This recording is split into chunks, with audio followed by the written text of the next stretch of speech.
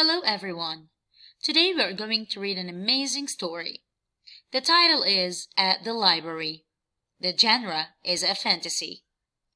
It is found on page 166 in the reading book of Wonders, related to grade 4. So please follow along.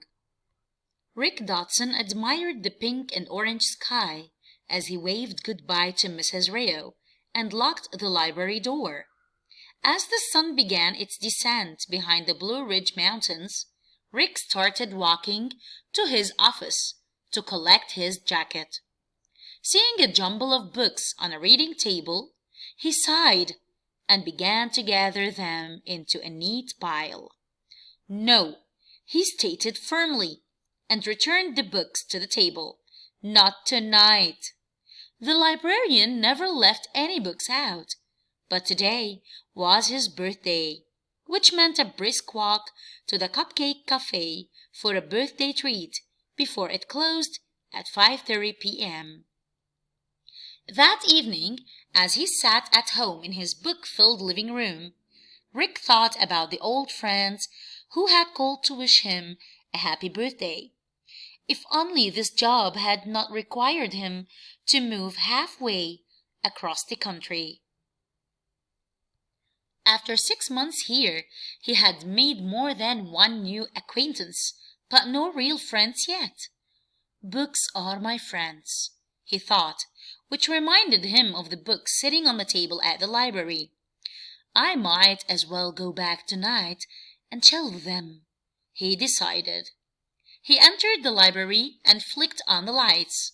Immediately, he noticed a book, Small World, face down on the floor. What's going on? He muttered as he bent down and cautiously lifted up the book. He yelled and dropped the book.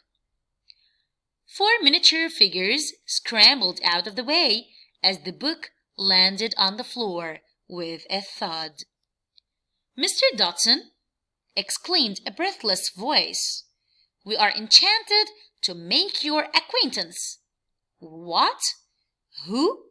Rick stammered. Now let's read the second page, which is 168. "We're the Bookers.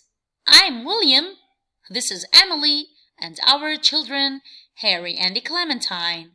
By the way, happy birthday." "You know it's my birthday?" "Naturally.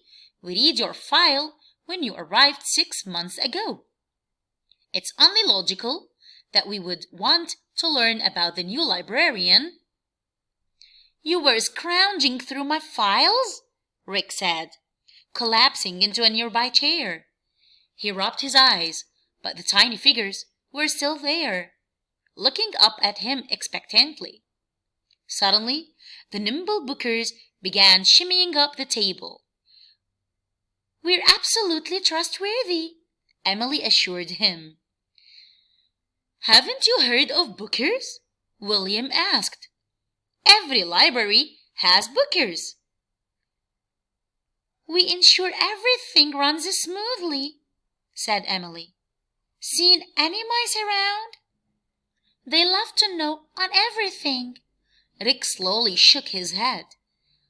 "I do nightly rodent patrols," Harry stated proudly. "Those mice run at the sight of me," he added scornfully. "Do your chairs ever squeak?" inquired Clementine. "No, that's because we oil them." Rick considered the past 6 months. He hadn't seen one mouse. His chairs never squeaked, and his pencils were never dull. "The pencils?" he asked. "We sharpen them nightly," William replied. "But why?" asked Rick. "Look around," exclaimed William. "We work and read. Bookers and libraries are complementary. We belong together." "To be honest, Mr. Dotson," said Emily, "we wanted to meet you because we thought that we could be friends." Rick Dotson grinned. "Call me Rick. "And I'd love to be friends," he said.